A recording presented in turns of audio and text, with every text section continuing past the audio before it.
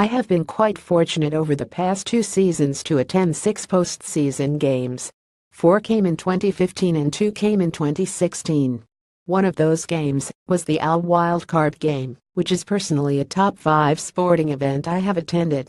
Jose Bautista always had a knack for coming up big against the Baltimore Orioles and coming up big in the postseason. The wildcard game was no different. Bautista got the Blue Jays up and running with a second-inning home run against Chris Tillman.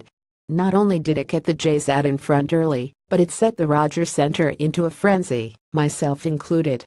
The Orioles did take a 2-1 lead before Ezequiel Carrera tied the game. If not for Bautista's early home run, we may not have had the famous Edwin Encarnacion walk-off.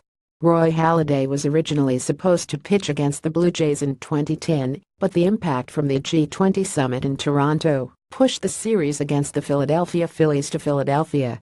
A year later, the Phillies came to Toronto and Roy Halladay got to take the Rogers Center mound for the first time as a visitor. 2010 was the year Bautista exploded with 54 home runs.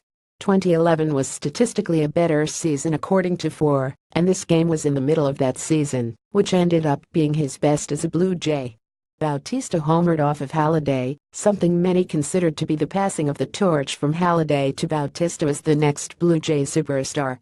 I sat in the 500 level outfield for this game, and the home run traveled a long way. Of the 54 home runs Jose Bautista hit in 2010, 53 of them left the ballpark. Against the Minnesota Twins, and off of pitcher Kevin Slowey, Bautista hit an inside-the-park home run. It would not have occurred if the circus wasn't present in the Twins' outfield. Unless there was a game I was at and cannot remember, I believe this inside-the-park home run by Bautista is the only incident at the Parkmer I've ever seen live, which is why this moment has stood out for me so much. 2013. What a season that didn't end up being. 2013 was supposed to be the year the Blue Jays returned to the postseason after a flurry of off-season moves. It was the complete opposite of that as the team started out 10-20. Despite the 10-20 start, the 2013 Blue Jays did at least get above .500, and this game was the 10th in a row for the Blue Jays, who ended up rattling off 11 consecutive wins. The night before this game, Bautista and O'Day exchanged words after O'Day struck out Bautista. The next day, in a 22 tie in the bottom of the 8th, Bautista and O'Day were facing each other again. Bautista homered and made a keep yapping gesture to Darren O'Day as he rounded the bases, and their personal rivalry was born. Since then, the Blue Jays' rivalry with the Orioles has developed and has become what it is today, which is usually good for some entertainment. This homer that I was at the park for was the beginning of the rivalry. Thanks to YouTuber Estiman for the video. The MLB.com version wouldn't cooperate with the article for one reason or another. 1.